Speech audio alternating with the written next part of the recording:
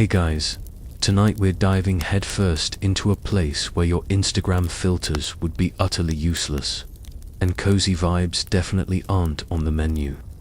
Imagine, if you will, the cold, damp stone pressing in on all sides. The air thick with the scent of fear and something unpleasantly organic. You can almost feel the chill seeping into your bones. Hear the distant drip of unseen water, and perhaps, just perhaps, the skittering of something small and unwelcome in the shadows. We're talking about medieval dungeons, folks, and let me tell you, your chances of surviving a single night in one are, well, let's just say you'd probably prefer a root canal without anesthetic. This isn't your fantasy novel dungeon with helpful goblins or convenient escape tunnels. This is the real, grimy, absolutely horrifying deal. So, before you get comfortable, take a moment to like the video and subscribe, but only if you genuinely enjoy what I do here. Let me know where you're listening from and what time it is for you. I always love seeing how far these stories travel now. Dim the lights. Maybe turn on a fan for that soft background hum. And let's ease into tonight's journey together. You stumble forward, your wrists raw where the heavy iron manacles chafe. Against your skin, a dull, insistent ache that vibrates with every jarring step. The coarse fabric of your tunic, already clinging uncomfortably to your sweat-slicked back, offers no solace against the biting wind whipping through the castle grounds. Around you, the castle walls loom like an impossible mountain range. Their rough-hewn stones, dark and ancient, casting long, menacing shadows as the late afternoon sun dips precariously towards the horizon.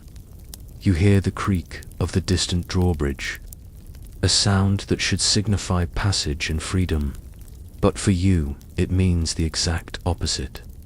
Each clank and groan of your leg irons is a stark reminder of your predicament. A rhythmic, metallic dirge accompanying your unwilling procession. A burly guard, his breath smelling faintly of stale ale and something distinctly unwashed, shoves you roughly from behind, nearly sending you sprawling onto the muddy track. "Move it, scum," he growls, his voice a low rumble in the quiet courtyard. You keep your head down, focusing on the uneven ground, each pebble and rut a potential hazard for your shackled feet. You don't dare meet his eyes, or the eyes of the other guards flanking you. Their expressions a mix of boredom and casual disdain. There's no pity here, no glimmer of understanding. You are merely cargo, an inconvenience to be processed and forgotten.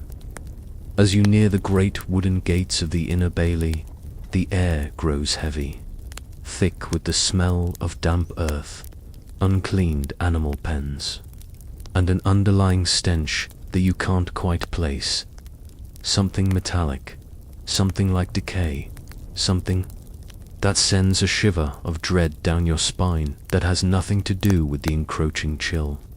Above you, the castle's battlements seem to pierce the bruised sky, their imposing silhouette a stark symbol of power and absolute control. This isn't a place of grand feasts and chivalric knights for you. It's a cold, unyielding fortress of despair you'll lead past the main keep, where a few servants eye you with a mixture of curiosity and thinly veiled fear before quickly looking away. Their avoidance speaks volumes. No one wants to be associated with someone on their way to the dungeon. It's a quick trip to social ostracization, a medieval form of cancelled culture, if you will.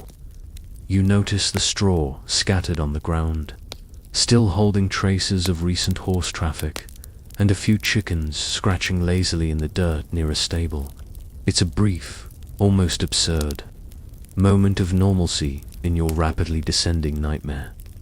Historians still argue whether medieval dungeons were primarily for holding political prisoners, common criminals, or merely a temporary holding place before trial or execution.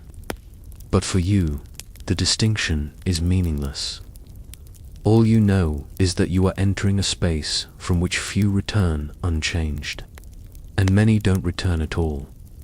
You're ushered towards a smaller, less imposing door set into the side of a thick tower, distinct from the grand entrance of the keep. This entrance is dark, unadorned, and seems to swallow the light around it. As you approach, you feel a distinct drop in temperature, as if the very air inside is cooler, heavier. The guard fumbles with a heavy iron key, its grating sound echoing eerily in the quiet courtyard. The lock groans in protest as it turns, a rusty lament, and the door creaks open, revealing not a bright passage, but a gaping maw of shadows. This isn't just a building. It feels like a living, breathing entity, one that just exhaled a cold, musty breath directly into your face. You try to take a deep breath, but the air is already thick with an oppressive humidity, laced with smells that assault your nostrils: mildew, stagnant water, and something else, something cloyingly sweet and putrid, like forgotten garbage, mixed with something even worse. It's the smell of secrets, of despair, of everything a human body isn't designed to endure. You can already feel the grime of ages adhering to your skin, an invisible layer of accumulated misery. The guards prod you forward again, their rough hands on your back. There's no turning back now. You take a final, desperate glance at the sky, at the faint blush of pink still clinging to the clouds, a reminder of the world you are leaving behind. Then, you step through the doorway, and the darkness closes in. Around you, absolute and suffocating. The heavy door swings shut behind you with a resounding thud, the sound echoing like a death knell in the sudden, profound silence. The last sliver of natural light is extinguished, replaced by a flickering torch held by one of the guards, casting, dancing, distorted shadows that seem to mock your arrival. You're no longer in the castle courtyard. You are inside the castle. Yes, but not in its welcoming halls, or its bustling kitchens. You are in its belly, its hidden, forgotten gut. The air grows even colder, the chill clinging to you like a shroud, penetrating your thin clothing and seeping into your very bones. You shiver, a full-body tremor that you can't suppress, and it has nothing to do with the dropping temperature. It's the cold dread of knowing exactly where you are and what awaits. The torchlight ahead flickers wildly, casting grotesque shadows that dance and writhe on the rough-hewn stone walls. You feel the ground beneath your feet shift from the muddy courtyard earth to cold, uneven flagstones, slick with an unseen moisture. With each step, the air grows heavier, damper, and the faint, sweet sickly scent you noticed earlier intensifies, mingling now with the undeniable smell of mildew and something metallic, like old blood. You crane your neck, trying to see where you're being led. But the darkness beyond the immediate circle of torchlight is absolute, a blackness so profound it seems to swallow sound itself. The guards prod you on, their boots echoing loudly in the enclosed space. The sounds of the outside world, the distant bleating of sheep, the chatter of stable hands, the faint clang of a blacksmith's hammer vanished completely, replaced by an unsettling, almost tomb-like silence. The only sounds now are your own ragged breathing, the clank of your chains, and the steady rhythmic drip-drip of water from some unseen source, a mournful percussion in the gloom. It's the kind of quiet that makes your ears ring, a quiet that suggests no one wants to hear what happens down here. You begin to descend, not just a gentle slope, but a proper, winding staircase, each step worn smooth and concave by centuries. Of use, the stone is cold and clammy beneath your bare feet, and you slip precariously more than once. only kept upright by the guard's grip on your chains. The air becomes noticeably colder with every turn, a chill that seems to emanate from the very stone itself, seeping into your bones and making your teeth want to chatter. You wonder how deep this place goes, how far removed you'll be from the warmth of the sun and the breath of fresh air. It's like falling into the earth, but in slow motion, with no way to stop. The walls are rough, unadorned stone, glistening in places with what looks like slime or perpetually weeping moisture. In other spots, you can make out faint, darker stains, irregular patches that your mind, in its heightened state of anxiety, immediately conjures into images of dried blood or something equally unsettling. You try not to think about it, try to. Focus on just putting one foot in front of the other. But the images cling to the periphery of your vision like persistent phantoms. It's hard not to imagine the screams that have echoed here before, bouncing off these very walls, swallowed by the oppressive silence. You pass what look like small barred openings set into the walls at irregular intervals, openings that are too high to be windows, too small to be doors. They are the only features you can discern in the monotonous stone, and they give you a creeping sense of unease. Are these other cells? Are there other unfortunate souls already down here, breathing this same putrid air, listening to the same endless dripping? The thought is both terrifying and strangely comforting. At least you wouldn't be entirely alone, though alone in a dungeon often implies suffering in silence, next to someone else suffering in silence. One mainstream historical fact about medieval dungeons is that they were rarely dungeons in the modern sense of deep, subterranean pits. Often, they were simply secure rooms or cells in the lower levels of a castle or tower, or even ground-level rooms with thick walls and heavy doors. The truly deep, multi-level dungeons often depicted in fiction were less common, primarily due to the immense effort and engineering required to construct them, and the logistical nightmare of supplying and maintaining prisoners in such depths. However, even these shallower dungeons were designed for maximum discomfort and isolation. A quirky tidbit: some medieval castles had a type of dungeon called an oubliette, derived from the French word oubliette, meaning to forget. These were typically bottle-shaped pits, accessible only through a hatch in the ceiling, where prisoners were literally forgotten. Imagine being dropped into one of those, knowing that the only way out was up, and no one was coming for you. Sounds like a fun way to spend a Tuesday, right? Probably not on anyone's bucket list, unless that bucket list includes experience true existential dread.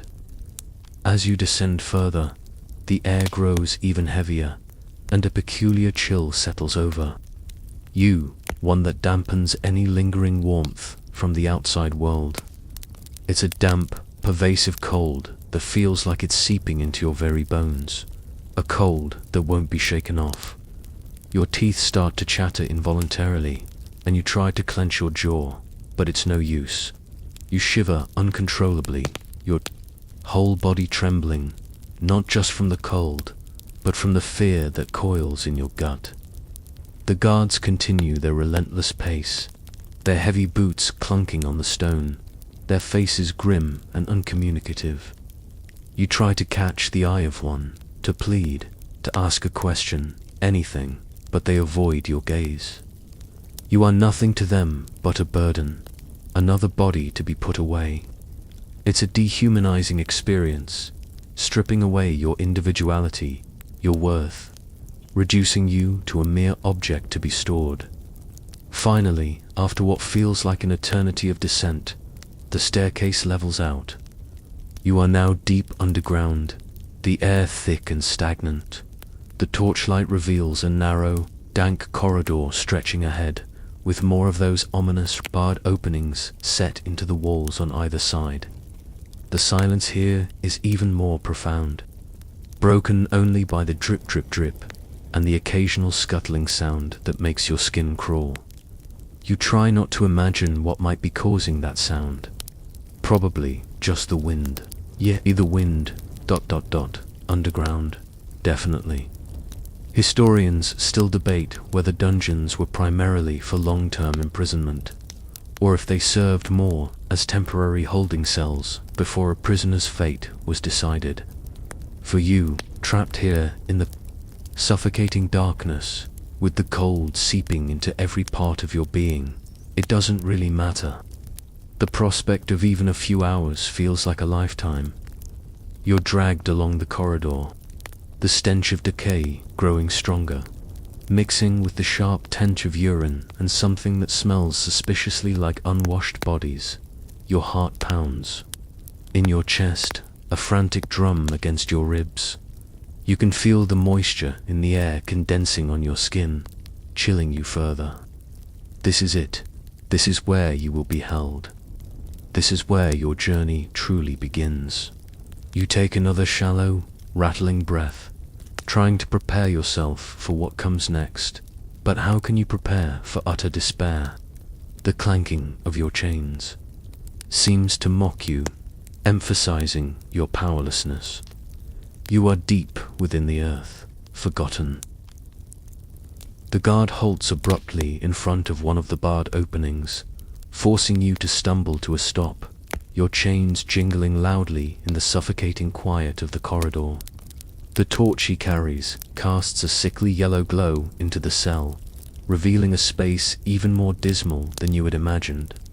It's small, perhaps 6 feet by 8, with walls of rough, unmortared stone that seep moisture like a weeping sore. The floor is packed earth, uneven and damp, with patches of something dark and unidentifiable clinging to it.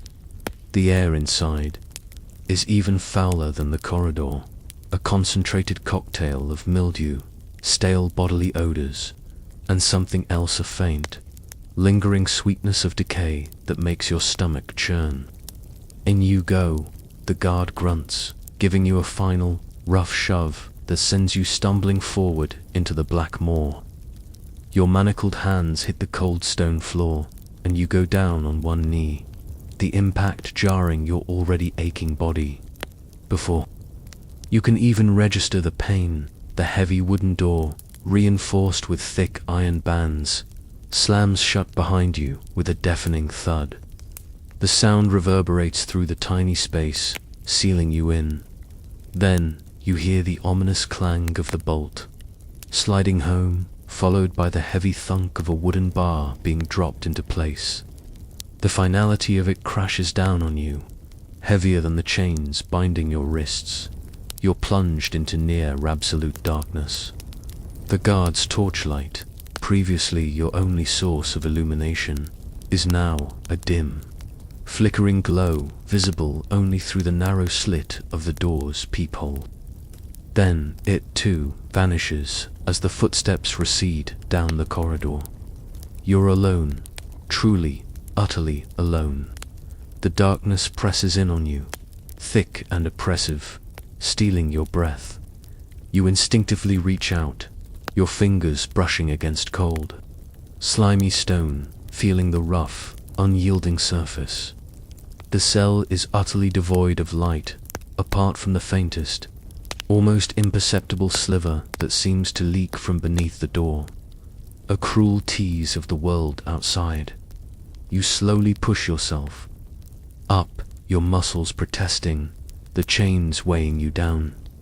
You take a tentative step, then another, your arms outstretched, exploring the limits of your new prison. The cell truly is tiny, barely enough room to stretch your arms out fully without touching the damp walls. You shuffle around, your bare feet squelching slightly in a puddle you hadn't seen. Oh, lovely. Just what you wanted, a built-in footbath. The floor feels soft in places, hard in others, uneven and definitely not cleaned recently. or ever. There's no furniture, no straw for bedding, nothing but the cold, hard earth. No bucket for waste either, which immediately sets off a new wave of dread. You realize the dark and unidentifiable patches you saw earlier are probably not just dirt. Your stomach clenches again. Welcome to your new home, where the carpet is made of ... Well, let's just say it's an organic, artisanal blend. You press your back against the cold stone, slowly sliding down until you're sitting on the damp earth. The chill immediately seeps into your thin tunic, making you shiver uncontrollably. You pull your knees up to your chest, trying to conserve some body heat, but it's a futile effort. The dampness is pervasive, a cold embrace that seems to suck the warmth right out of you. You can almost feel the mildew spores settling into your lungs with every shallow breath. One mainstream historical fact: medieval prison cells, especially those intended for long-term confinement, were often constructed without windows, not just for security, but also to prevent communication with the outside world, and to break the prisoner's spirit through sensory deprivation. This lack of light also meant a complete absence of natural ventilation, leading to incredibly stale and foul air, a breeding ground for diseases. You're living proof of that design philosophy, a quirky tidbit. It wasn't uncommon for medieval cells to have a guard-rope chute, which sounds fancy, but was essentially a toilet hole that emptied directly into the moat or a cesspit below. However, many smaller, temporary cells, like this one, didn't even have that luxury, meaning prisoners were forced to live in their own filth. So, while a guard-robe might sound like a delightful French wardrobe in this context, it was the fanciest plumbing you could hope for, and you, my friend, have clearly drawn the short straw. Your cell is strictly BYOB. Bring your own bucket if you're lucky enough to be given one, and you're not. You listen, straining your ears in the profound silence. You can hear the steady drip drip drip from somewhere in the cell, or perhaps, just outside it, an endless, maddening rhythm. And then, a faint skittering sound. Your heart jumps. It sounds like something small and quick, something moving across the damp floor. You instinctively pull your feet closer to your body. Oh great, you've got roommates, and they don't seem like the type who clean up after themselves. You try to find a comfortable position, but there isn't one. The ground is hard, cold, and wet. The walls are rough. Your chains dig into your wrists. Every position feels wrong, awkward, painful. You close your eyes, though it makes no difference in the absolute darkness. You try to remember the sunlight, the feel of grass beneath your feet, the smell of clean air. But the dungeon air, thick and cloying, pushes those memories away, replacing them with its own putrid reality. Historians still debate the specific purpose of many smaller, isolated cells like this. Were they for solitary confinement, to break a prisoner's will, or simply an overflow area for the castle's limited holding capacity? Whatever the intent, the effect is undeniable. Profound isolation. For you, it's irrelevant. The only thing that matters is that you're here, trapped, with nothing but your thoughts and the growing realization that this nightmare has only just begun. The darkness feels like a physical weight, pressing down on you, threatening to crush your spirit before anything else even has a chance. You try to take a deep breath, but the air is too heavy, too stagnant. It's like breathing in mud. You stretch out a leg carefully, your foot brushing against something small and hard. You recoil. What was that? You don't want to know. You definitely don't want to know. The cold seems to be seeping into your very bones, and a shiver runs through your entire body. This isn't just cold, it's a damp, pervasive chill that hints at bone-deep misery. You try to rub your arms to generate some warmth, but the effort feels pointless. You are a prisoner of the cold, the dark, and the creeping dread. The silence returns, broken only by the drip-drip and the frantic beat of your own heart. You can feel the moisture in the air, clinging to your skin, making your clothes feel heavy and damp. Your imagination, no longer distracted by the journey, starts to conjure images from the shapes you thought you saw on the walls, and the sounds you heard. Every shadow seems to hold a new horror, every sound a new threat. You're in your own personal horror movie, and you're the star with no hope of a sequel.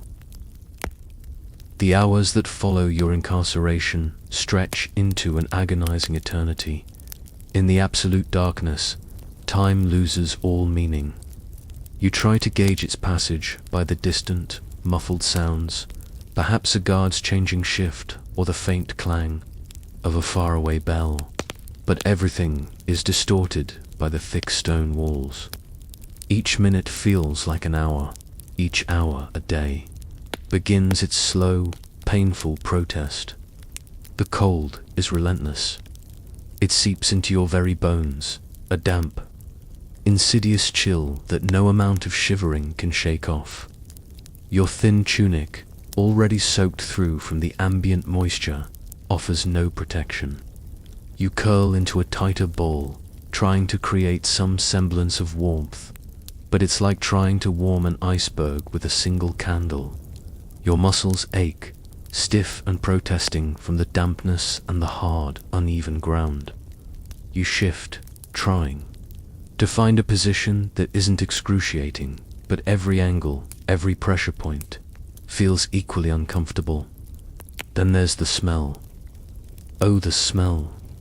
It's a multi-layered assault on your nostrils, a truly disgusting symphony of odors. The dominant notes are mildew and stale urine, a pungent, acrid combination that burns your nose and makes your eyes water. But beneath that, there are other, more insidious aromas. The cloying sweetness of decay, perhaps from forgotten food or something far worse, and the distinct, musky scent of unwashed bodies, yours included, you realize with a grimace. It's the smell of accumulated human misery, trapped and concentrated in this tiny space. It clings to your clothes, your hair even seems to permeate your very skin. You try to take shallow breaths, hoping to minimize the intake, but it's futile. You are breathing in the dungeon and the sounds, or rather the lack thereof, punctuated by disturbing exceptions. The omnipresent drip-drip of water from an unseen source becomes a maddening, hypnotic rhythm, a constant reminder of the dampness that envelops you.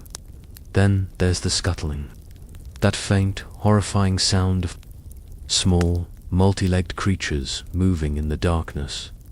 You flinch every time you hear it, your imagination conjuring up images of rats, beetles, or worse, crawling over the floor, perhaps even over you. You pull your feet further in, pressing them against your chest, just in case. It's like a sleepover, but with the terrifying added bonus of uninvited, potentially disease-carrying guests. You try to sleep, but sleep is a cruel mistress here. Every time your eyelids droop, the cold jolts you awake, or a sudden, unexplained scuttling sound makes your heart leap into your throat. Even if you manage to drift off for a few moments, the nightmares are immediate and vivid. You're falling into an endless black abyss, or you're being crushed by unseen weights. Or perhaps the most terrifying, you're utterly alone, forgotten by the world. It's a sleep that offers no rest, only a continuation of the nightmare. One mainstream historical fact is that sensory deprivation and extreme cold were often unintentional but highly effective forms of torture in medieval dungeons. The lack of light, the constant dampness, and the isolation were not just side effects. They were fundamental elements of the dungeon's punitive nature, designed to break a prisoner's spirit and make them more amenable to confession or cooperation. A quirky tidbit: due to the extreme cold and damp, hypothermia was a very real threat, even in cells not specifically designed to be freezing. Prisoners often tried to insulate themselves with whatever meager materials they could find: scraps of cloth, straw if they were lucky, or even huddling together for warmth. For you, alone in this cell, such luxuries are non-existent, or you are a human ice cube, slowly melting into a puddle of despair. You find yourself doing strange things to cope.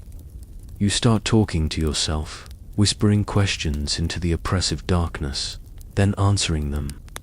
You recite poems you remember, or try to count to 1,000, then 1,000,000. Anything to distract your mind from the immediate, overwhelming discomfort. You trace patterns on the damp earth with your finger, though you can't see them, trying to create some sense of order in the chaos. Your thoughts become erratic, slipping from desperate planning of impossible escapes to bitter regrets, to moments of complete, terrifying blankness. Historians still debate the exact psychological effects of prolonged solitary confinement on medieval prisoners, as detailed records are scarce. However, modern understanding of human psychology suggests that the combination of isolation, sensory deprivation, and constant discomfort would lead to severe psychological distress, including hallucinations, paranoia, and a profound loss of identity. You can feel it happening, a slow, insidious erosion of your own sense of self. The hunger begins to gnaw. Not a sharp, immediate hunger, but a dull, aching emptiness in your stomach that grows steadily. You don't know when you last ate, or if you'll ever eat again. The thought of food, any food, becomes an obsession, even as your stomach revolts at the thought of the dungeon's foul air. You can almost taste a piece of warm bread, feel the crunch of a fresh apple. Your mouth waters, a painful contrast to the dry, parched sensation in your throat. Thirst, however, is an even more immediate and pressing concern.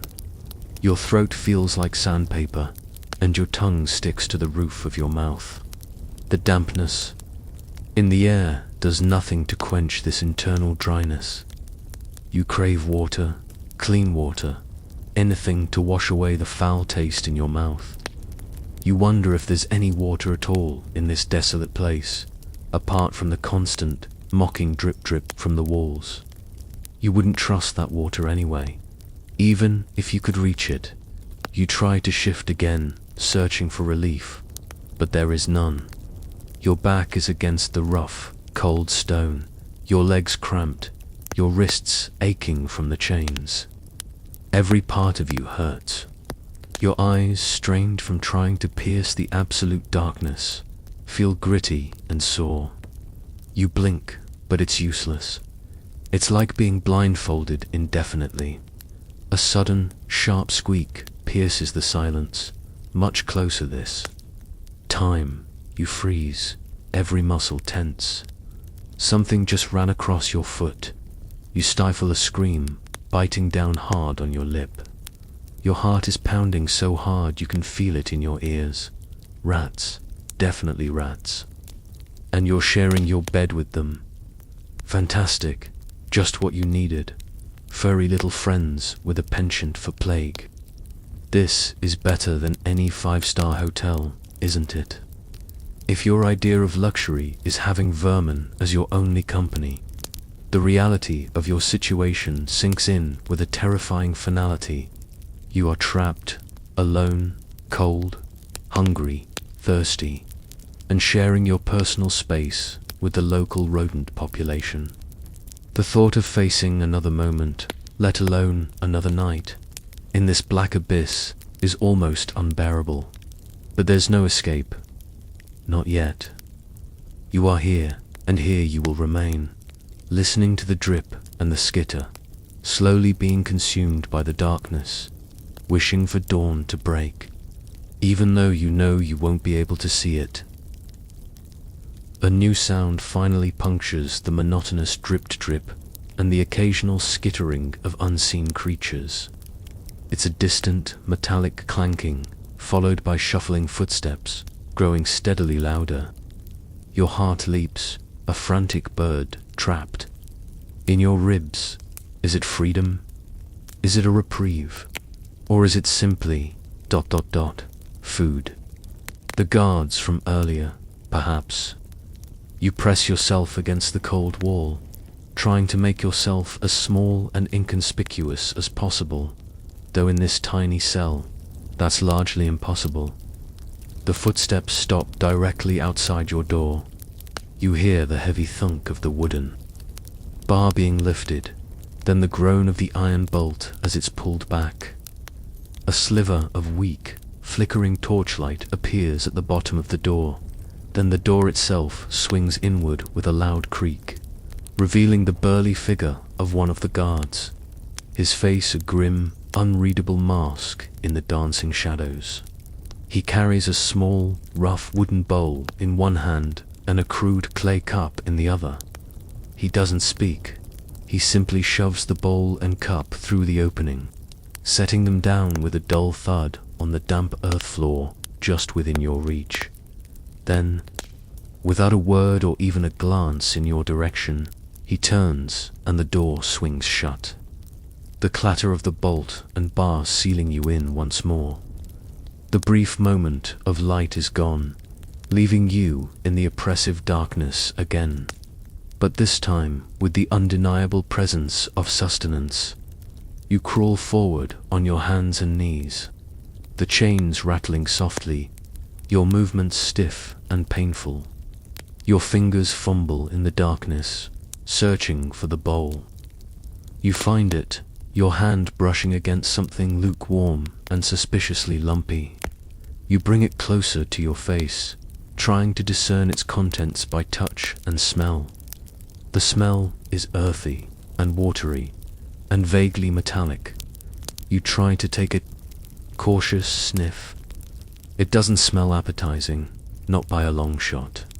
It smells like something that was cooked with the bare minimum of effort and even less care.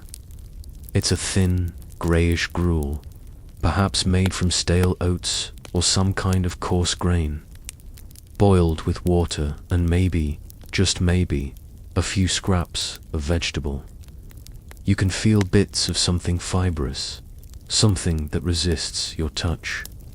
It's not quite porridge, not quite soup, but somewhere in the unappealing middle. You dip a finger into it, then bring it to your lips. The taste is bland, chalky, and slightly bitter. There's a gritty texture to it, as if the grains weren't properly cleaned. It's barely food, more like sustenance designed to keep a body alive, but just barely. There's no salt, no seasoning, no flavor to speak of beyond the faint, unpleasant temps of stale ingredients. This is not the kind of meal that sparks joy or even basic contentment. This is survival rations, medieval style. One mainstream historical fact about medieval prison food is that it was typically meager and of very poor quality. Prisoners were often expected to rely on charity from friends or family, or even from sympathetic religious institutions for supplementary provisions. Without such external support, a prisoner's diet would consist of basic grains, water, and whatever scraps the jailer deemed fit to provide, leading to widespread malnutrition and weakness. You're definitely not getting a Michelin star. For this meal, you tentatively scoop a small amount into your mouth with your fingers. It's warm, at least, a small blessing in the perpetual cold. You swallow, feeling it slide down your dry throat. It's not delicious, not even palatable, but it's food. Your empty stomach rumbles in protest, but also in acceptance. This is what you have. This is what you must eat to survive. You try to eat slowly, to savor each unsavory bite, knowing this might be your only meal for another day. It's a race against the dwindling contents of the bowl, and the knowledge that the next one might be even worse. A quirky tidbit in some wealthier prisons or for prisoners of higher status. Family members or servants were occasionally allowed to bring in food, or prisoners might even purchase better provisions from the jailer at exorbitant rates, of course. For the common prisoner, however, it was the gruel or nothing. So, unless you happen to have a medieval DoorDash account or a rich uncle who remembers you, this is your gourmet dining experience. Born appetite, or rather, born courage. You turn your attention to the clay cup. You lift it to your nose. It smells faintly metallic, like iron, mixed with the ever-present dampness of the dungeon. It's water, but it's not clean water. You can feel the coolness of it against your lips as you tentatively take a sip. It tastes flat, slightly brackish, and has a faint, earthy aftertaste.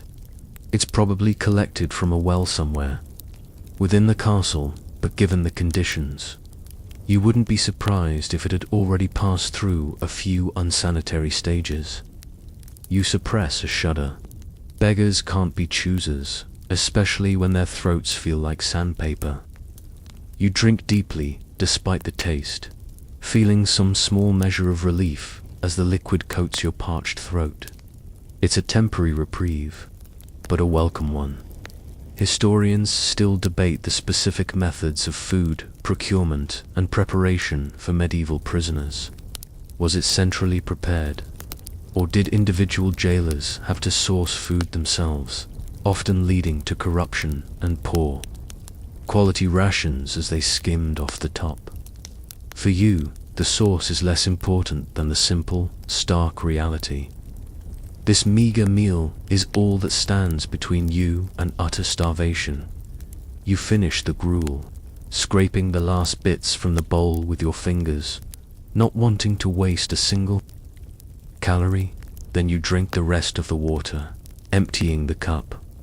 The immediate gnawing hunger is slightly dulled, replaced by a dull ache of dissatisfaction. You know this isn't enough to truly nourish you, to keep your strength up, but it's enough to keep you alive for now. It's a cruel game, prolonging the suffering just enough to prevent the final escape of death. You push the empty bowl and cup away, their dull thud echoing in the dark. The silence descends again, even heavier than before, now filled with the unsettling sensation of your own body processing this meager, unappetizing meal. You can almost feel your stomach complaining, trying to make sense of the gritty, bland substance it has just received. The brief interruption of the guard and the delivery of food, though unappetizing, also served as a harsh reminder of your confinement. There was no conversation, no interaction, just the cold, efficient delivery of basic necessities. You are a number, a body, an item to be checked off a list. Your existence is purely functional, devoid of humanity. As the small, almost imperceptible warmth from the ingested food begins to fade, the cold and damp reassert themselves with renewed vigor. The hunger, though temporarily placated, feels like it's waiting in the wings, ready to return with a vengeance. You're left with nothing but the lingering, unpleasant taste in your mouth, the chill seeping back into your bones, and the renewed sense of despair. This is your daily bread, your bitter communion with the dungeon, and you know, deep down, that each day will be the same. A monotonous cycle of hunger, cold, and a relentless assault on your senses. The memory of that meager cup of water, however brackish and unappetizing, quickly fades, replaced by a renewed, insistent thirst. The dampness in the air, a constant companion in your cell, offers no relief. In fact, it seems to mock your internal dryness, making your throat feel even scratchier, your mouth even drier.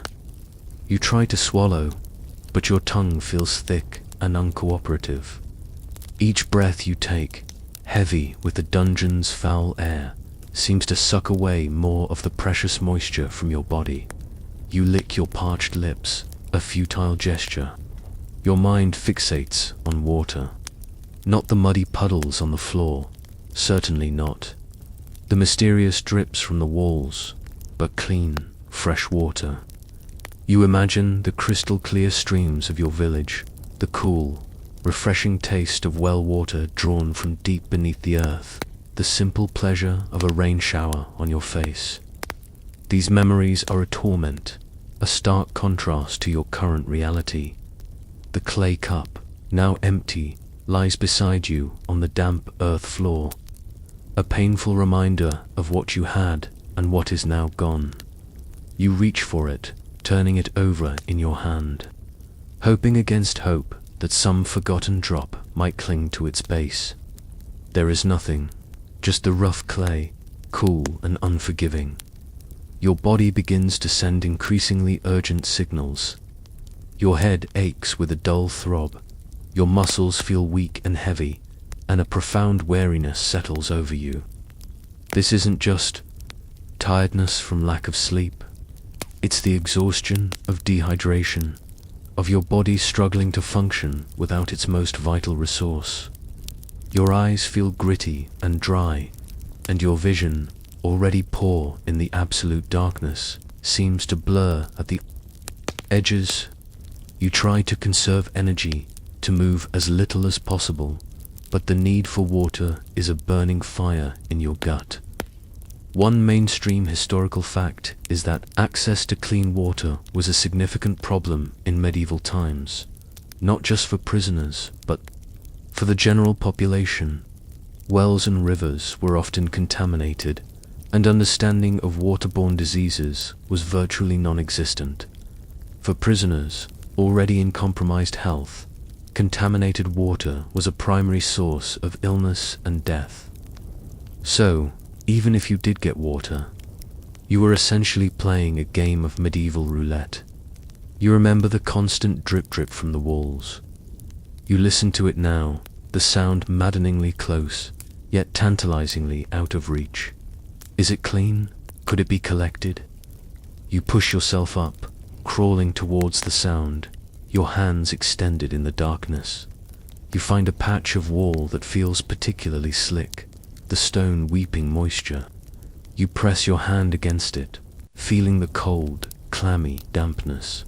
You try to gather a few drops in your cupped palm, but it's impossible. The water just runs between your fingers, too slow, too dispersed. It's a cruel tease, water everywhere, yet none to drink. A quirky tidbit: some medieval jailers would deliberately withhold water or provide only contaminated water as a form of torture or coercion. Imagine being offered a drink, but knowing it might make you violently ill or even kill you. It's a truly awful choice, almost as bad as a modern-day reality TV show where you have to eat something disgusting to win a prize. Except here, the prize is not dying immediately. You slump back, frustrated, the effort having exhausted your meager energy reserves. The thirst intensifies, a sharp, clawing sensation in your throat. You start to salivate, hoping it will help. But it's a meager amount, swallowed quickly. You try to distract yourself, to think of anything but water, but your mind keeps returning to it, an endless loop of craving. You wonder if the guards drink this same water. Probably not. They probably have their own well, their own clean supply. Another small, bitter injustice. Historians still debate the extent to which jailers were obligated to provide basic necessities like water and food.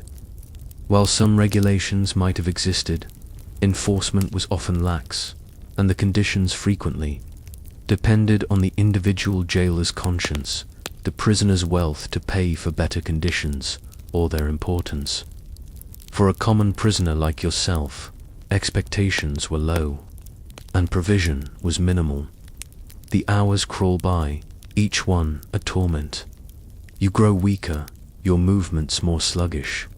Your mouth feels like cotton, and your tongue feels swollen. You even try to chew on a piece of your tunic, hoping to stimulate some saliva, but it just leaves a mouthful of damp, tasteless fabric. You're desperate, truly desperate. You remember that crocodile dung sunscreen from last section, or was it the one before? No, that was the one about the smells. Anyway, you wouldn't even be thinking of such things now. Your entire being is consumed by the fundamental, primal need for hydration. You start to feel dizzy when you move too quickly, and the darkness seems to swirl around you, even though it's perfectly still. You find yourself hallucinating briefly, seeing shimmering pools of water on the floor, hearing the gurgle of a clear stream. Then, just as quickly, the illusions vanish, leaving behind only the stark reality of the damp earth and the suffocating air. You lie back down, trying to conserve every ounce of energy. The cold is still there, the hunger is a dull ache, but the thirst is the most immediate, agonizing sensation. It dominates your thoughts, your entire being. You close your eyes, trying to conjure the image of a cool, clear glass of water, to imagine the sensation of it sliding down your throat, bringing relief. But the image quickly fades, replaced by the persistent, unyielding dryness. You begin to feel a tremor in your hands, an involuntary shaking. Your head feels light, disconnected from your body. You realize how quickly a body can break down, how fragile life truly is when deprived of its most basic needs. You were strong once. You had endurance, but the dungeon is stripping it all away, piece by painful piece. It's a slow, agonizing process. This decomposition of the self. The next time the guard comes, presumably for another meager food delivery, you'll beg for water. You'll plead. You'll do anything. The thought of dignity is a distant, irrelevant concept now. All that matters is survival. And right now, survival depends entirely on a few precious gulps of water, no matter how tainted. You can almost feel your body shriveling, your life force draining away, drop by agonizing drop. The thirst is a monster, growing larger with every passing second, demanding to be fed, and you have nothing left to give it. Days bleed into weeks, or perhaps it's only been days. In the featureless darkness, time is a fluid, meaningless concept. You exist in a perpetual twilight of the senses, punctuated only by the rhythmic drip, the skitter of unseen things, and the brief, almost clinical appearances of the guard with your meager rations.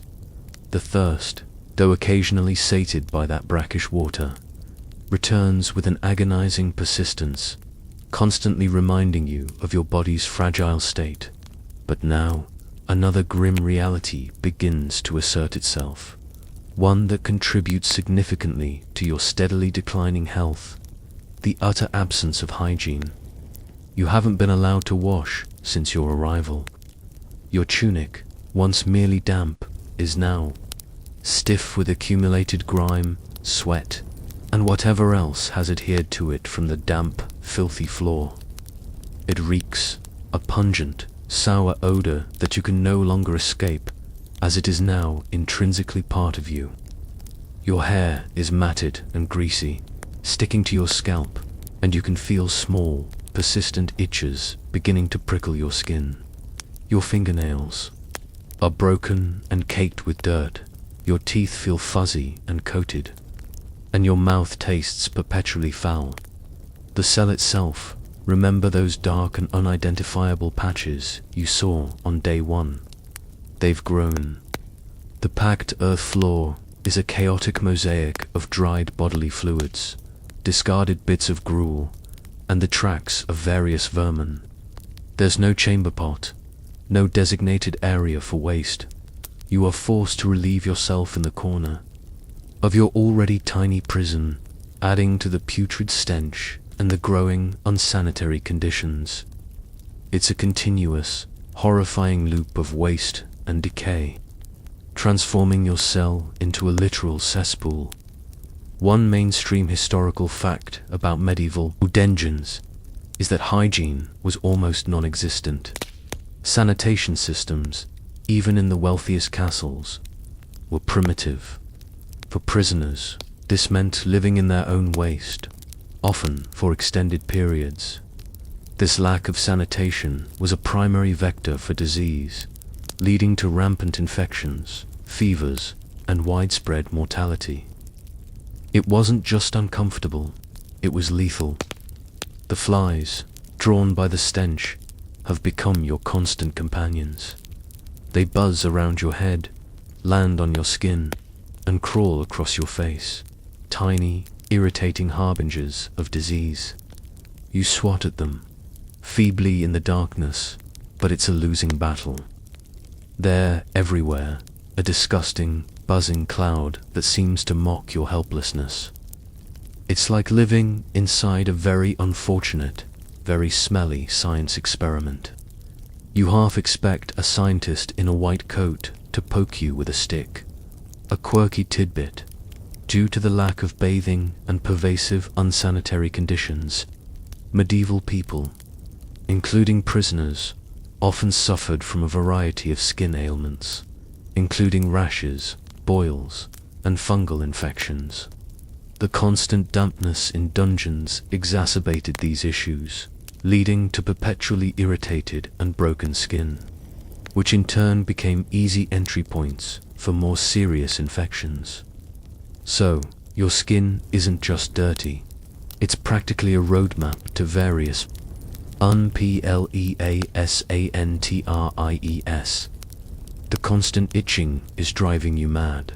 You scratch furiously at first, then almost mechanically. It's not just the grime. You can feel tiny, crawling sensations on your scalp, in your armpits, along your limbs. Lice, oh joy. You've acquired new, even tinier roommates, and they're making themselves right at home. You try to pick them off, but it's a futile exercise in the darkness, like trying to catch smoke.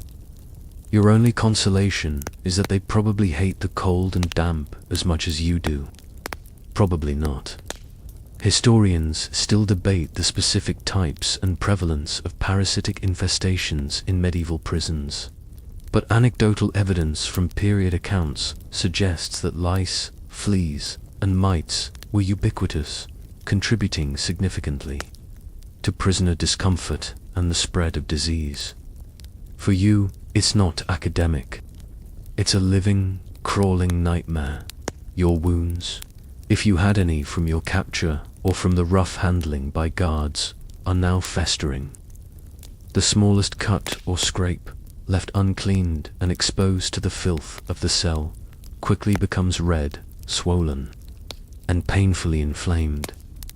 You press your hand against a particularly throbbing spot on your arm, wincing. It radiates heat, a sure sign of infection.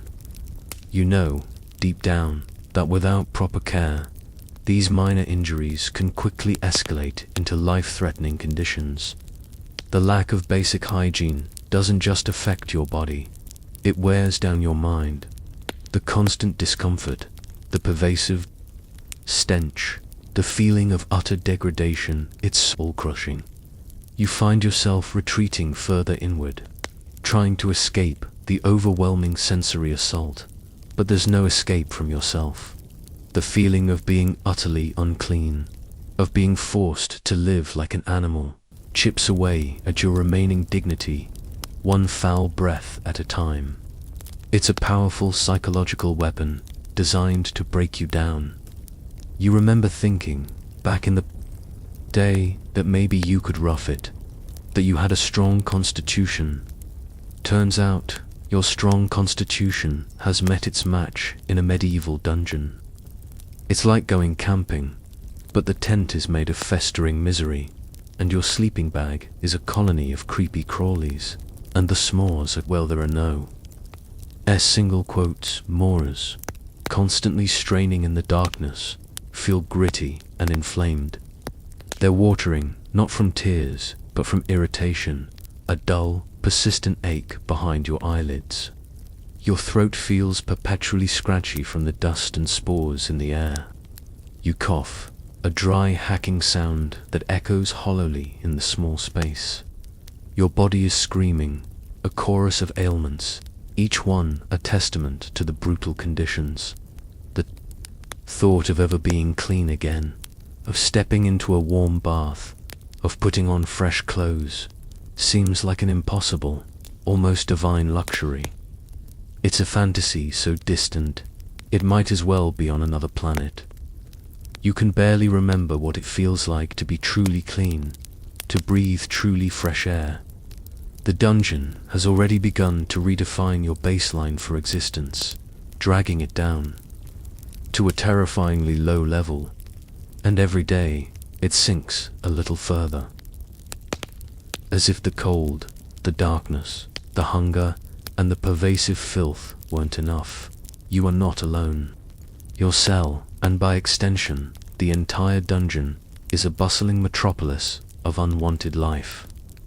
You've already made the acquaintance of the flies, those persistent, buzzing annoyances drawn by the stench, and the lice, who have decided your scalp is prime real estate.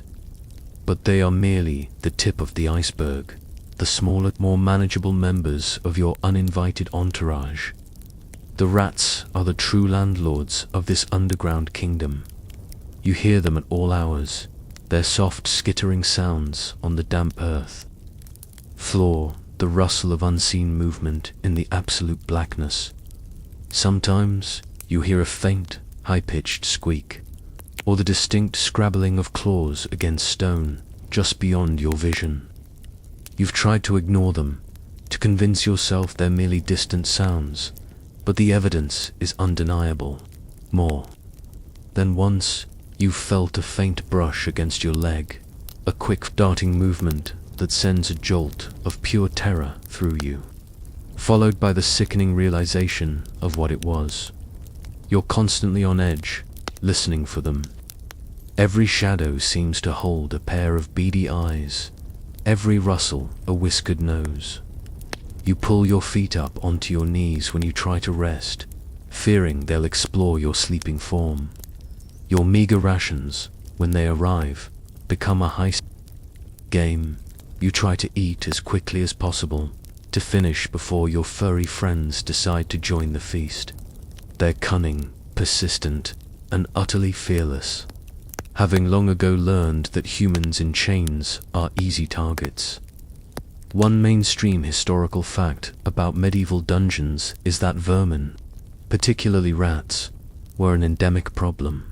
They thrived in the unsanitary conditions, feeding on refuse, scraps of food, and even, horrifyingly, on the living and dead bodies of prisoners. They were not just a nuisance. They were significant vectors for diseases like the bubonic plague, typhus, and various fevers, making them a direct threat to a prisoner's already fragile health.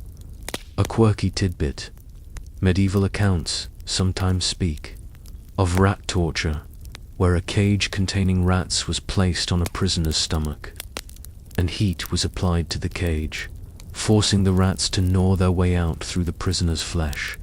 While it's debated how widespread this specific method was, it highlights the deeply ingrained fear of rats and their perceived capacity for cruelty. So, While your current situation isn't quite that theatrical, the psychological impact of sharing your bed with them is certainly impactful. It's like living in a low-budget horror movie where the special effects are just actual rats. Beyond the rats, there are the insects. You feel them crawling on you in the darkness, beetles, spiders, centipedes, all drawn to the damp, the filth, and the promise of sustenance. You can't see them, which in some ways makes it worse, but you feel their tiny legs scurrying across your skin, their antennae tickling your arms. You slap blindly in the darkness, often hitting yourself more than your microscopic tormentors. Your skin is a constant landscape of prickles, crawling sensations, and phantom itches.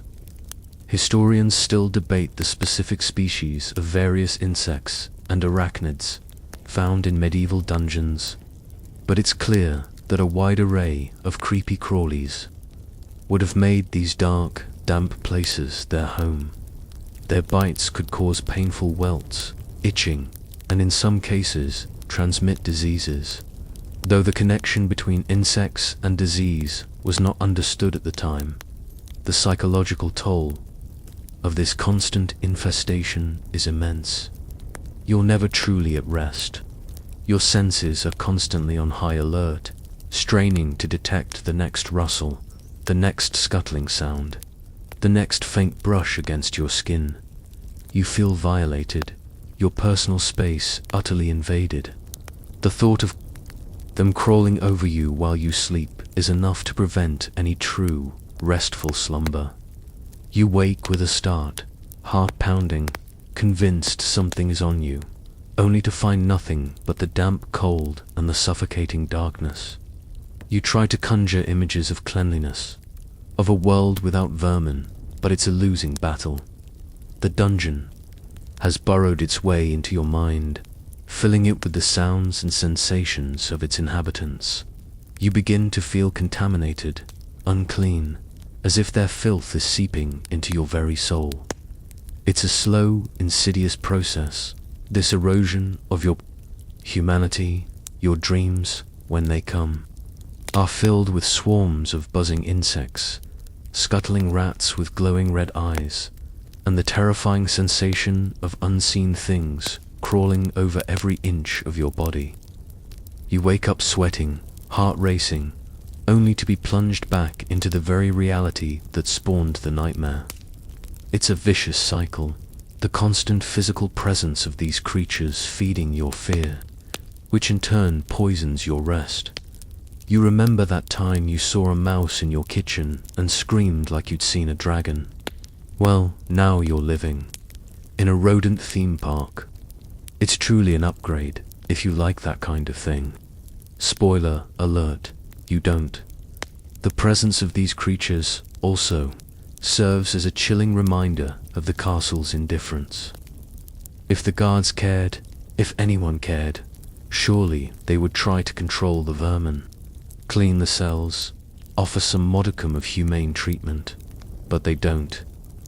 The rats and insects are simply part of the dungeon's ecosystem, an accepted, even expected, aspect of imprisonment. It underscores your insignificance, your utter worthlessness in the eyes of your captors. You are less than human, relegated to a level where you share your existence with the lowest forms of life. The constant low level stress of their presence keeps your adrenaline perpetually elevated, contributing to your exhaustion. You're always tense, always listening, always ready to recoil. Your skin crawls even when there's nothing there, a phantom itching that persists long after any actual contact. It's a cruel form of psychological torture, keeping you in a perpetual state of unease. As days turn into what feels like a lifetime, the boundaries between you and your environment begin to blur. You are becoming part of the dungeon, its filth clinging to you, its inhabitants sharing your space. You are no longer just a prisoner in the dungeon. You are becoming of the dungeon, a living, breathing testament to its depravity and the creatures Your fellow residents are a constant, tangible reminder of this horrifying transformation. Amidst the constant sensory assault of the dungeon, the cold, the damp, the stench, the skittering of vermin, a new, more terrifying element begins to permeate the suffocating silence. It starts, subtly, a faint, muffled sound from somewhere, deeper within the castle, or perhaps from another part of the dungeon complex. A low moan, a sharp gasp, then, unmistakable, a scream. It's not the sound of frustration, or anger, or even fear. It's the raw, visceral sound of pure agony. A sound that rips through the thick stone walls, through the very air of your cell, and straight into your soul. You freeze, every muscle tensing, your heart pounding a frantic rhythm against your ribs. You strain your ears, trying to discern the source, to understand. Is it another prisoner? Are they in a nearby cell, or in some dedicated room of torment? The screams are sporadic at first, chilling punctuations in the monotonous drone of the drip. But then they become more frequent, more desperate, sometimes trailing off into ragged, choked sobs, only to resume with renewed intensity. You try to block them out, to press your hands over your ears, but the sound seems to penetrate your very being. It paints vivid, horrifying pictures in your mind, forcing you to imagine unspeakable acts being performed on another human being. 1. Mainstream. Historical fact is that torture was a recognized, albeit often legally ambiguous, part of the medieval justice system, particularly for extracting confessions or information. While often carried out by specific torturers or interrogators in dedicated chambers, the sounds would undoubtedly carry through the stone walls, serving as a chilling reminder to other prisoners of their potential fate.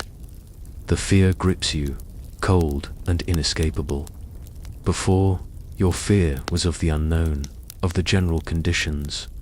Now, it has a name, a chilling, audible manifestation. You realize that your current misery, the cold, the hunger, the filth, is merely the baseline. There are worse things, far worse things, that can happen down here. The screams are a grim promise, a terrifying whisper of what might be in store for you. It's like listening to your neighbor's really loud, really aggressive yoga session, except instead of it's "Oh God, make it stop." You lie trembling on the floor, curled into a tight ball, trying to make yourself invisible, to somehow escape the auditory horror. You begin to anticipate the screams, waiting with bated breath for the next one, each subsequent shriek deepening your terror. Your mind races, trying to guess what tools, what methods, could produce such sounds. The longer you listen, the more your imagination runs wild, conjuring up medieval torture devices you've only ever heard whispers of: thumbscrews, racks, hot irons. You quickly push those images away. You don't want to give your torturers any ideas, even if they're only in your head. A quirky tidbit: while medieval torture methods were undeniably brutal, many of the more elaborate and graphically depicted devices, like the Iron Maiden, are largely inventions of later periods, often the Enlightenment or Victorian era, to sensationalize the barbarity of the past. However, simpler, more effective. Methods like sleep deprivation, starvation, solitary confinement, and various forms of physical abuse were definitely in use, and just as effective at breaking a person. So, you might not get a fancy, spiky hug, but the pain would be very, very real. The screams sometimes stop abruptly, leaving a sudden, deafening silence even more terrifying than the noise. You wonder if the victim passed out, or worse.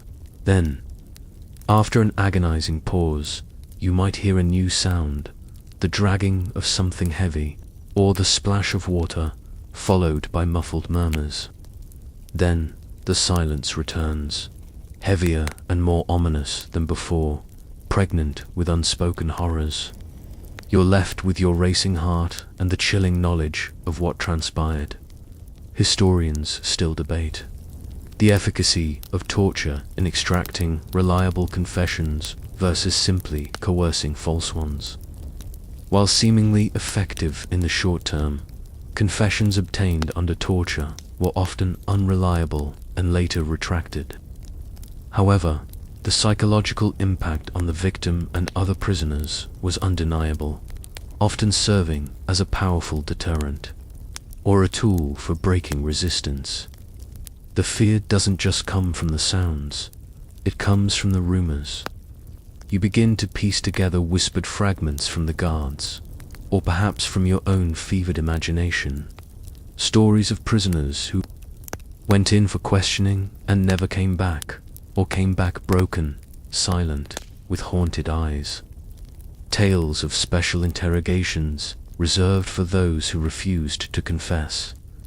These whispered terrors are like seeds planted in your mind, growing into monstrous, suffocating dread. You try to remember if you know anything they might want, anything you could possibly confess to, even if it's a lie, just to make the screaming stop. The constant tension makes you jumpy. Every creak of the castle, every distant clang, every shadow seems to herald the arrival of the torturers at your door. You listen for the footsteps, the jingle of keys, the telltale sound of the bar being lifted from your own cell door. The thought of being dragged from the relative safety of your tiny prison, of being subjected to what you've heard, is almost more unbearable than the hunger or the cold. You find yourself bargaining in your mind. If they come for you, what will you say? What can you offer? Will you break? Will you be able to resist? Or will you confess to anything, everything, just to make the pain stop, to escape the horrific sounds you've heard? The internal struggle is almost as debilitating as the physical discomfort. You realize that your spirit, too, is on the rack. The dungeon is not just a place of physical confinement, it's a psychological battlefield, and the screams, those horrifying echoes of agony, are the most potent weapon in its arsenal. They strip away your courage, your defiance, leaving you raw and vulnerable, primed for whatever torment comes next. You are not just a prisoner of stone walls, you are a prisoner of fear, living under the ever-present shadow of unimaginable pain. The screams eventually fade, or perhaps you become numb to them. The psychological landscape of your existence shifts from active terror to a profound, pervasive loneliness. You are utterly, completely alone. The moments when the guard comes, with your meager rations, are the only human interaction you receive. And even those are devoid of warmth, conversation, or any acknowledgement of your humanity. He is a silent, unfeeling conduit, bringing sustenance and nothing else.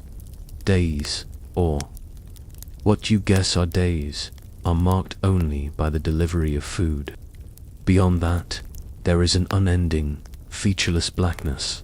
You yearn for light, any light. Even a faint glimmer through a crack in the wall would be a connection to the world, a reminder that the sun still exists. But there is nothing, just the absolute, suffocating darkness that presses in on your eyes, day and night. Your eyes, strained from constantly trying to perceive something, anything, begin to ache. You try to conjure faces in your mind, your family, your friends, anyone you once knew, but the longer you are here, the harder it becomes. Their features blur, their voices fade, replaced by the relentless drip-drip and the occasional skittering of rats. It's like your memories are being actively erased, slowly but surely, by the dungeon itself. You cling to them desperately, trying to reconstruct conversations, recall laughter, anything to prove that you once existed outside these walls. One mainstream historical fact is that solitary confinement was a common punishment and interrogation method in medieval prisons, and its psychological toll was well understood, even without modern psychological frameworks. It was recognized that depriving a prisoner of human contact and sensory input could break their will more effectively than physical abuse alone. You start talking to yourself more frequently, sometimes out loud, sometimes in a whisper, just to hear a human voice, your own. You describe your surroundings, narrate your actions, or simply recite meaningless words. You argue with yourself, reason with yourself, trying to maintain some semblance of conscious thought, some connection to reality. It's a desperate attempt to fill the silence, to prevent your mind from unraveling completely. It's like being trapped in a podcast where you're both the host and the only guest, and the topic is always existential despair. Riveting stuff. The line between waking and dreaming blurs. You drift in and out of consciousness, and when you are awake, your thoughts often resemble a chaotic dream. Hallucinations begin to creep in at the edges of your perception. You see fleeting shapes in the darkness, hear whispers that aren't there, or briefly feel the touch of an imaginary hand. Your mind, starved of external stimuli, begins to create its own, and they are rarely comforting.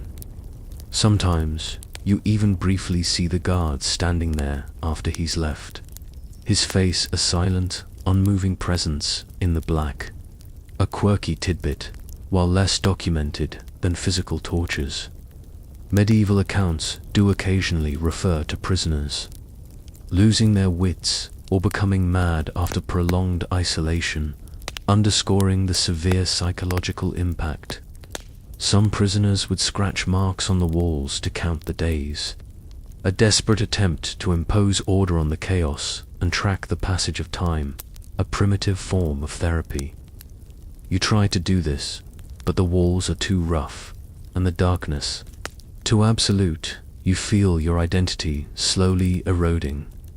Who are you without interaction, without purpose, without a reflection to remind you of your face?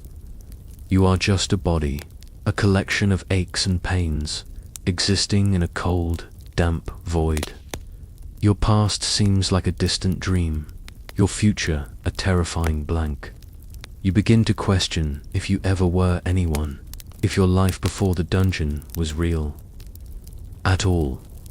It's a profound sense of self-loss, a chilling realization that your very essence is being chipped away. Historians still debate the extent to which medieval prisoners developed specific mental health conditions due to their confinement, as diagnostic categories were vastly different. However, the documented cases of extreme distress, self-harm, and apparent psychosis suggest severe psychological trauma, often irreversible. You try to engage in mental exercises, remembering the names of all the people in your village, reciting the alphabet backward, trying to recall every detail of your childhood home. But the effort is draining, and the darkness offers no visual cues to anchor your memories. They slip away like sand through your fingers. It's a maddening process, fighting against the tide of oblivion. The silence becomes a living thing, heavy and oppressive. It presses in on your ears, amplifying every internal sound, your heartbeat, your breathing, the faint rumble of your empty stomach. It's a silence that screams, a void that aches. You long for noise, any noise, a distant laugh, a dog barking, even the irritating drone of a fly, just to break the suffocating quiet. The profound isolation fosters a deep sense of despair. Hope, that fragile, precious thing, begins to wither and die. What is there to hope for? Rescue, a trial, a chance, encounter. Each passing moment reinforces the idea that you have been forgotten, left to rot in this subterranean tomb. The feeling of being completely abandoned by the world is a heavy cloak, wrapping itself around your already shivering form. You feel a profound disconnect from your own body. It's just an instrument of pain and discomfort, separate from the shrinking core of your being. You scratch at it, not just from the lice, but from a desperate need to feel something. Anything that confirms your physical existence. You pinch your arm, hard, just to feel the sharp sting, a brief, fleeting reminder that you are still corporeal, still capable of sensation. The greatest fear, you realize, isn't necessarily the physical pain, or even death. It's the fear of losing your mind, of becoming something less than human, of dissolving into the darkness until there's nothing left but an empty shell. The dungeon is designed not just to confine your body, but to dismantle your very consciousness, brick by painful brick, and you are feeling the foundations crumble. The only break in the crushing monotony of your solitary despair is the arrival of the guards. They are your sole connection to the outside world, yet their presence offers little comfort and often brings only more anxiety. You quickly learn that their moods are as unpredictable as the medieval weather. Sometimes they are merely indifferent, performing their duties with a practiced, weary efficiency. Other times, they are openly cruel, their casual brutality a stark reminder of your utter helplessness. When the heavy bolts clang and the door creaks open, your heart always jumps, a mixture of a faint, irrational hope and a more potent dread. Will it be just food, or will it be something else? You never know. Their faces are often obscured by the flickering torchlight, or simply by their hardened expressions, but their heavy boots, their coarse voices, and the jingle of their keys are a constant, unwelcome presence. They rarely speak to you beyond a gruff "here's your slop" or a dismissive grunt. Any attempt you make to engage them, a plea for a blanket, a request for information, or even just a question about the time, is met with silence, a sneer, or a sharp cuff to the head. Sometimes they simply stand there, watching you eat your meager rations, their gaze cold and assessing, making you feel like an animal in a cage.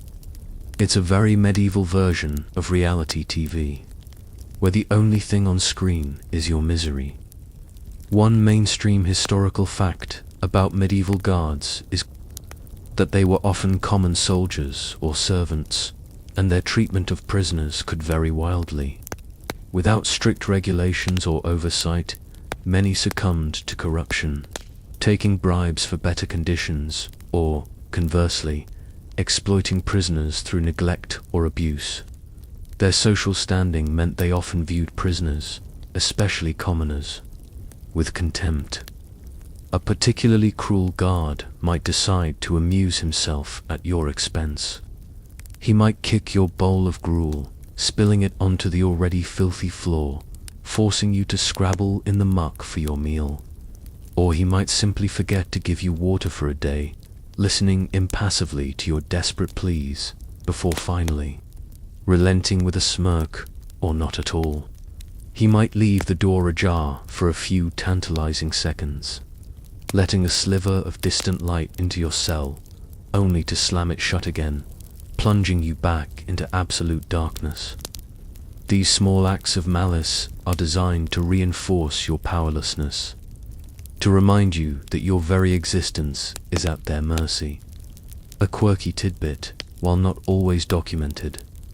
There are instances of medieval guards demanding payment or favors from prisoners or their families in exchange for minor comforts like a warmer blanket, a candle, or even just a slightly larger portion of food.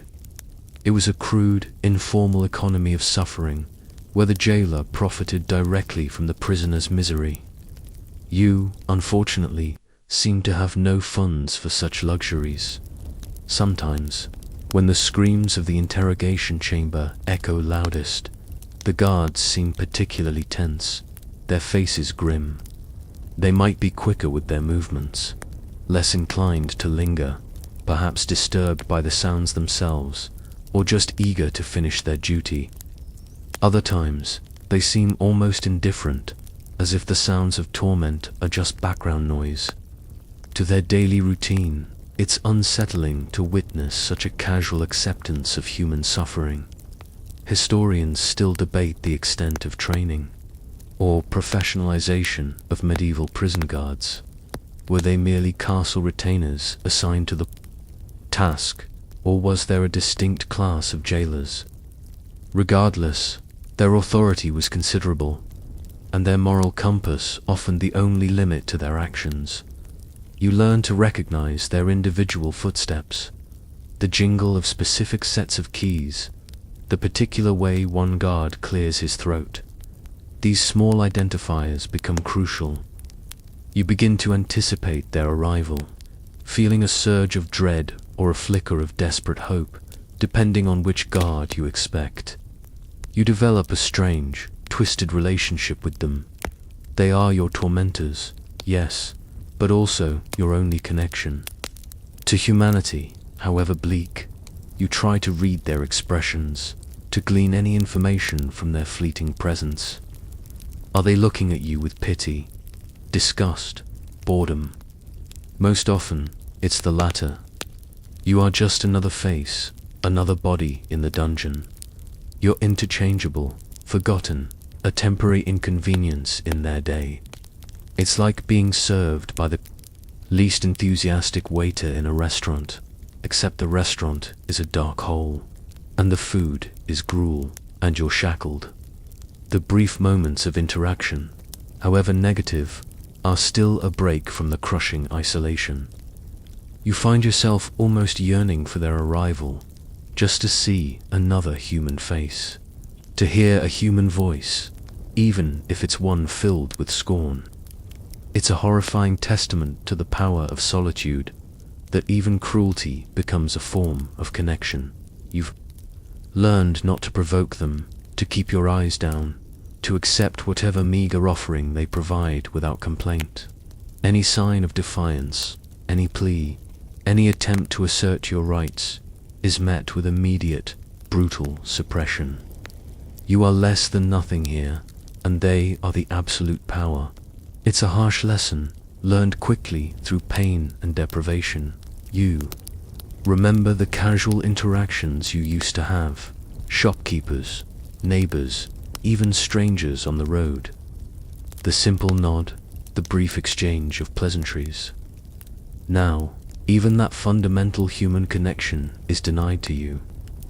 The guards are not there to converse, they are there to contain, and their containment is absolute, physical and psychological. As they depart, the heavy door slamming shut once more, the sound of the bolt, a final, definitive period on their visit.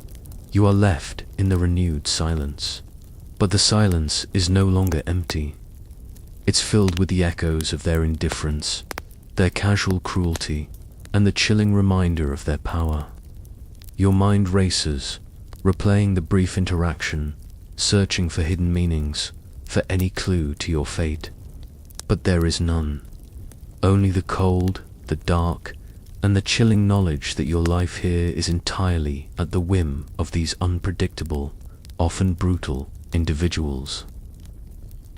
In the endless, featureless darkness, with nothing but the drip, the skitter, and the occasional dreaded appearance of the guards, your mind becomes a desperate playground. You can't change your physical reality, so your thoughts turn inward, spinning elaborate scenarios of escape. They are fantastical, improbable, utterly divorced from the grim reality of your prison. But they offer a brief, precious respite from the crushing despair. You imagine finding a loose stone in the wall. Slowly, painstakingly chipping away at the mortar with a broken fingernail until a small opening appears.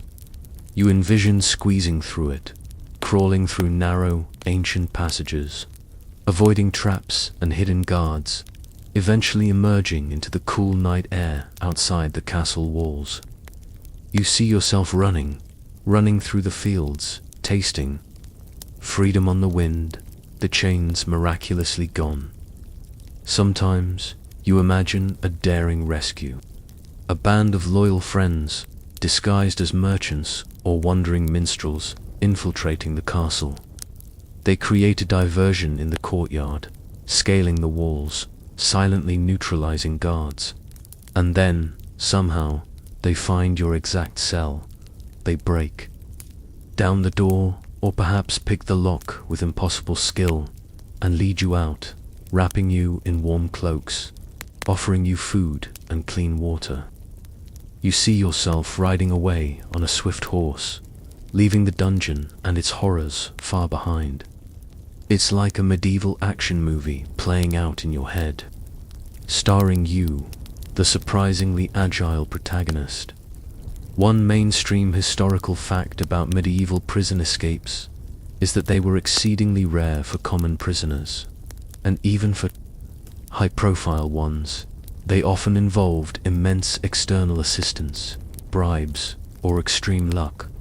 The design of dungeons, with thick walls, heavy doors, and limited access, was specifically intended to prevent escape, making independent breakouts almost impossible. You spend hours, or what feel like hours, meticulously planning these impossible escapes. You mentally measure the cell, calculate the strength of the bars, assess the thickness of the stone walls. You try to remember the layout of the castle from your brief transit, but the memories are hazy, distorted by fear and the passage of time. You would even try to remember where the crocodile dunk sunscreen was in the castle, just in case that provides some kind of weird, unexpected escape route. Spoiler, it doesn't. And it was never actually there. A quirky tidbit: while fictional escapes are plentiful, real medieval escape attempts were often incredibly crude and desperate. Prisoners might try to dig tunnels with makeshift tools like spoons, if they were lucky enough to have one, chip away at stones, or attempt to overpower guards. These attempts almost universally failed and often resulted in harsher treatment or even death. You imagine a secret passage, a hidden lever, a forgotten well that leads to the outside. You trace its path in your mind, visualizing every turn, every obstacle. You devise complex plans involving distracting guards, stealing keys, or even convincing a sympathetic servant to aid your flight. The details grow increasingly elaborate, increasingly detached from reality, becoming a form of self-hypnosis, a mental escape from your physical confinement. Historians still debate the extent to which these mental exercises were a common coping mechanism for medieval prisoners. While direct accounts are rare, the universal human desire for freedom and the psychological need for hope suggests that such fantasies would have been a natural response to extreme confinement. These escape fantasies are a double-edged sword. For a short time, they fill your mind with purpose, with a glimmer of hope. They allow you to mentally transcend the brutal reality of your cell, to feel a surge of agency, however imaginary. But inevitably, the fantasy crumbles. The cold, damp stone reminds you of its unyielding nature. The clank of your chains brings you back to your shackled reality. The absolute darkness swallows your fleeting visions of sunlight. The crash back to reality is always devastating. The despair returns with renewed force, heavier and more suffocating than before. You realize the futility of your mental efforts, the utter impossibility of your dreams. There is no loose stone, no secret passage, no band of rescuers. There is only the cell, the darkness, and your rapidly fading hope. You stop planning for a while, too exhausted, too despondent. But then, as the silence deepens and the cold bites harder, the fantasies inevitably return, a desperate defense mechanism against the encroaching madness. They are a sign that your mind is still fighting, still trying to protect itself, even as your body withers. You even imagine yourself growing wings or phasing through walls like some kind of medieval superhero. Then you remember you can barely stand up without getting dizzy. And the superhero fantasy quickly devolves into a more realistic fantasy of just being able to sit on something that isn't damp earth. Oh, the simple dreams of a dungeon prisoner. The fantasies become a cycle. Desperate planning, fleeting hope, crushing reality. And then, inevitably, a return to the fantasy. It's a testament to the resilience of the human spirit, even when facing absolute despair, to cling to even the most remote possibility of freedom. But it's also a testament to the brutal effectiveness of the dungeon, in that it reduces your greatest aspirations to mere mental constructs, unable to manifest in the physical world. Your freedom exists only within the confines of your own skull, a bitter irony. Asterisk. Beyond the physical torment and the psychological unraveling, another chilling reality presses in on you: the arbitrary and often non-existent nature of medieval justice. When you were first brought here, perhaps there was a fleeting thought of a trial, a chance to explain yourself, to plead your case. That thought has long since evaporated, replaced by a grim understanding of your true predicament. You are not a participant in a legal process. You are an object to be detained, and your fate is entirely at the whim of your captors. You don't know why you're here. Was it a false accusation, a misunderstanding, a political vendetta? Perhaps you offended someone powerful, or were simply in the wrong place at the wrong time. Whatever the reason, it no longer matters. There has been no inquiry, no presentation of charges, no opportunity to speak in your defense.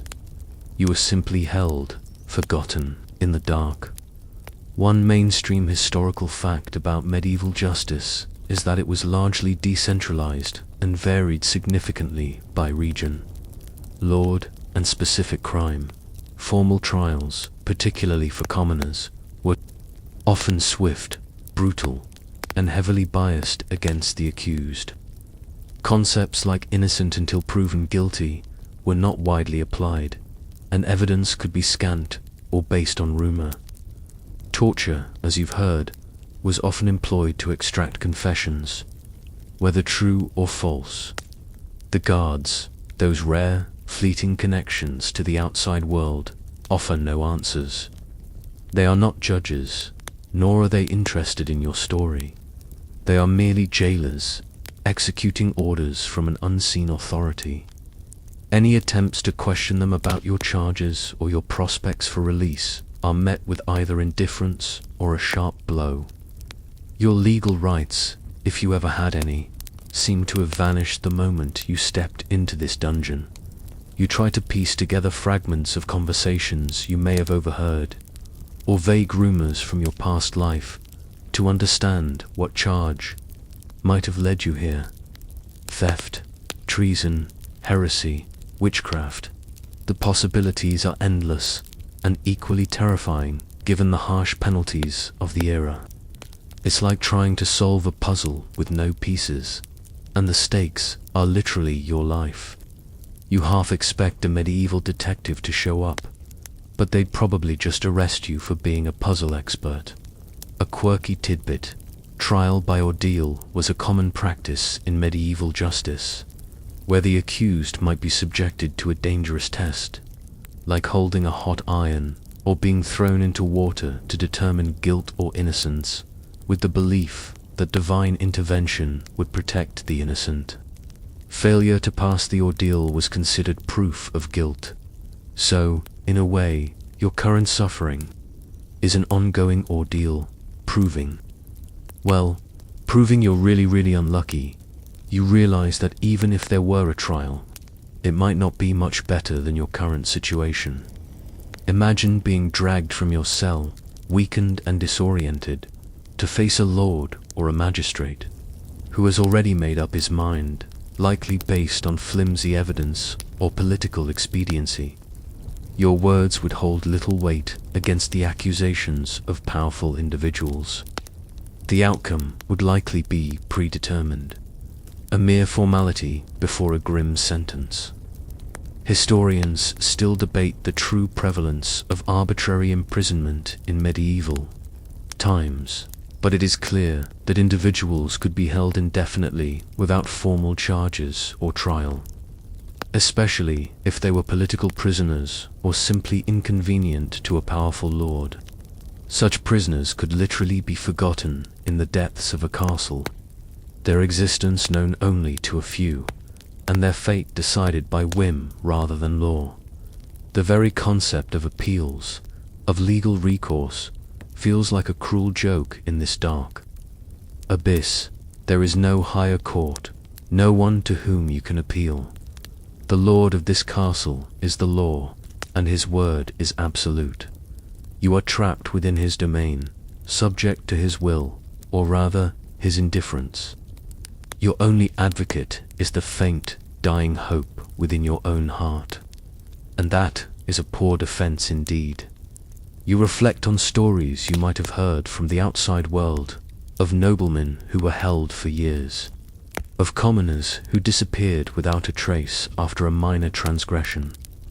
You used to dismiss them as cautionary tales, perhaps exaggerated. Now, you understand their chilling truth. You are living one of those stories. The lack of any due process, any accountability, gnaws at your spirit. It's not just the physical pain, it's the fundamental injustice of your situation. You are not a criminal who has been fairly judged. You are a captive, stripped of all rights, existing outside the very framework of the law. This realization is profoundly dehumanizing, stripping away any sense of personal worth or agency. You find yourself replaying events from your past, trying to pinpoint the exact moment, the exact action that led you to this place. Was it a stray word, an unwitting association, a simple misfortune? The lack of answers is maddening, a puzzle that haunts your waking moments and your fitful dreams. You invent scenarios, trying to justify your presence here, to find some logic in the senselessness. But there is none. This dungeon, then, is not just a prison. It is an active denial of justice. It is a space where the rules of the outside world do not apply, where human rights are non-existent, and where your fate is sealed by unseen forces and arbitrary decisions. Your confinement is not a punishment for a crime.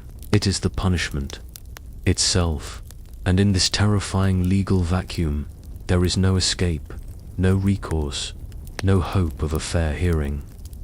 Your very existence here is a testament to the brutal, unyielding nature of power in the medieval world. As the seemingly endless days turn into what must surely be weeks, perhaps even months, the combined assault of the dungeon takes its inevitable toll on your physical body. The initial aches and pains have morphed into a pervasive, chronic discomfort. Your body is no longer merely suffering. It is breaking down, slowly but surely. Under the relentless strain, the constant cold has seeped into your joints, making them stiff and painfully inflamed. Every movement is an effort, each shift of position a grimace of pain. Your teeth chatter uncontrollably even when you try to clench your jaw, and you shiver constantly, a deep-seated tremor that you can't suppress.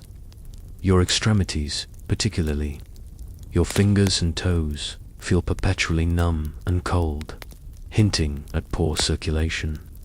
You try to rub them to bring some warmth back, but it's a losing battle against the damp, biting chill that permeates every inch of your cell. One mainstream historical fact is that exposure, particularly to cold and damp, was a major cause of death and disability in medieval dungeons. Hypothermia, pneumonia, and various respiratory illnesses were common, especially given the poor nutrition and lack of proper clothing. The dungeon wasn't just a place of punishment, it was a slow death. Sentenced by environmental exposure, your once strong muscles have begun to waste away. The meager gruel, remember that delightful concoction, provides just enough calories to keep you alive, but nowhere near enough for proper nourishment. You feel weak, perpetually fatigued, and dizzy when you try to stand. Your limbs feel heavy, your movements sluggish and uncoordinated. You can feel your ribs protruding more sharply beneath your skin, your bones becoming more prominent. You're a human skeleton, slowly being eaten away from the inside. A quirky tidbit, scurvy, caused by a lack of vitamin C, was common in medieval prisons, leading to bleeding gums, loose teeth, skin lesions, and extreme weakness. Without access to fresh fruits or vegetables, prisoners' bodies simply couldn't get essential nutrients.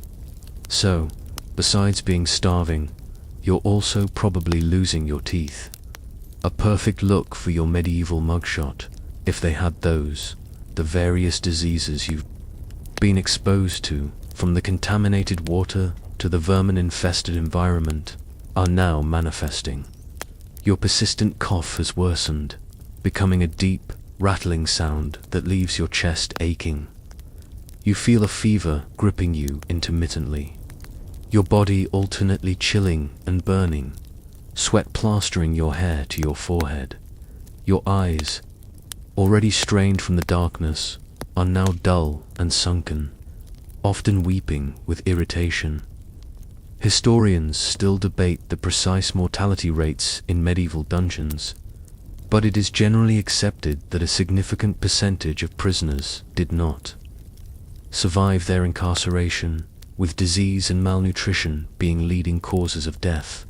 Medical care, if available at all, was rudimentary and ineffective against the onslaught of infections common in such unsanitary conditions. Your skin, remember how you felt it becoming rough and irritated? It's now a landscape of rashes, sores, and small, festering wounds from constant itching and contact with the filth.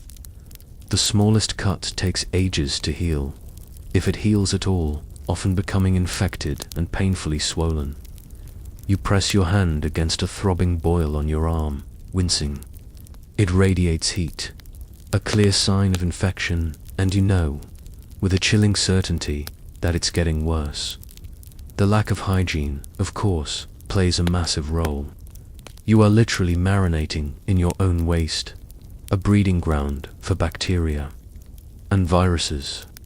The lice and fleas are still your constant companions, their bites causing endless itching and potentially transmitting further diseases. You're a walking, breathing petri dish, a testament to the dungeon's horrifying ecosystem. Your senses, once assaulted, are now dulled, yet paradoxically, acutely aware of discomfort.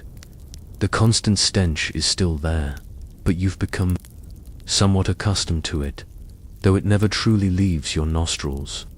Your hearing is now finely tuned to the sounds of the dungeon, the drip, the skitter, the distant sounds of the guards.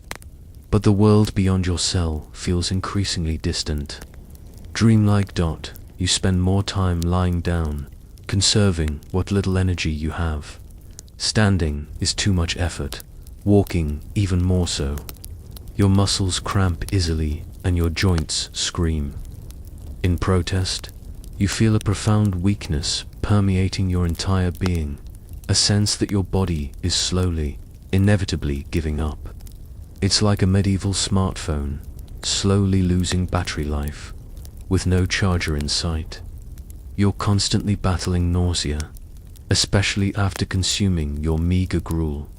Your stomach, already weak and unaccustomed to anything but the blandest food, often revolts, leaving you even more depleted.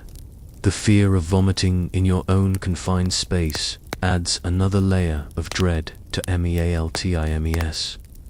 Your mind, too, is suffering. The profound isolation and sensory deprivation, combined with the physical agony, mean your thoughts are often muddled, confused.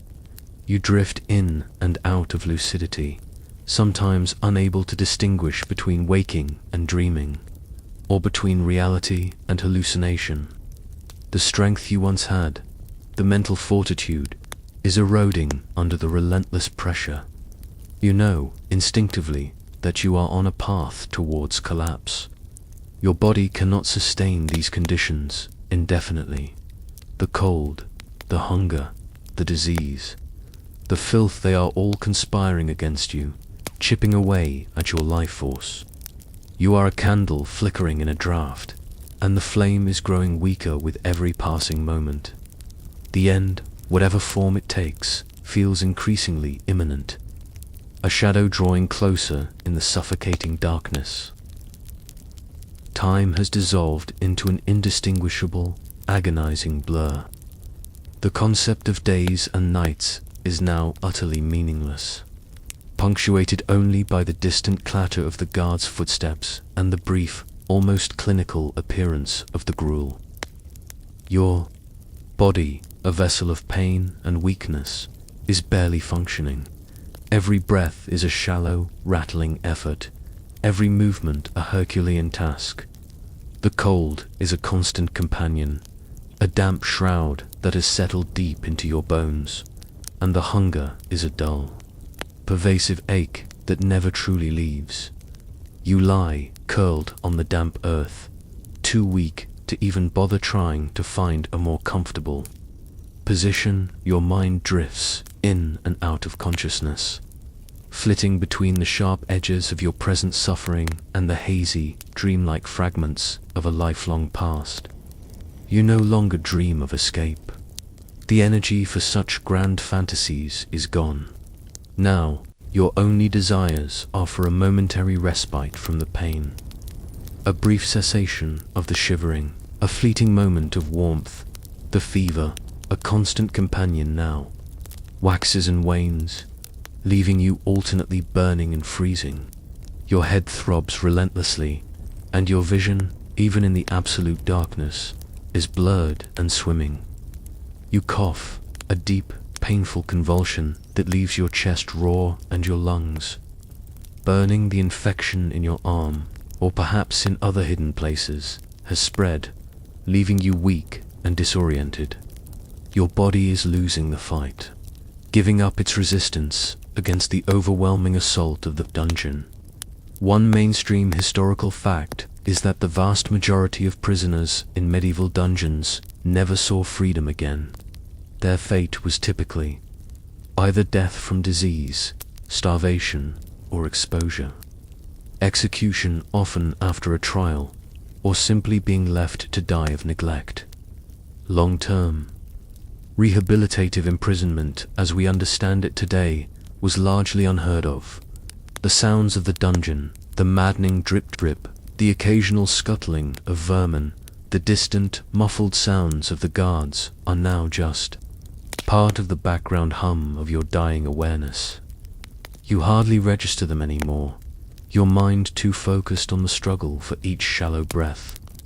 Even the flies and lice, once such an acute source of torment, are now merely a faint, irritating presence, no longer capable of stirring a full emotional response. You're simply too tired to care.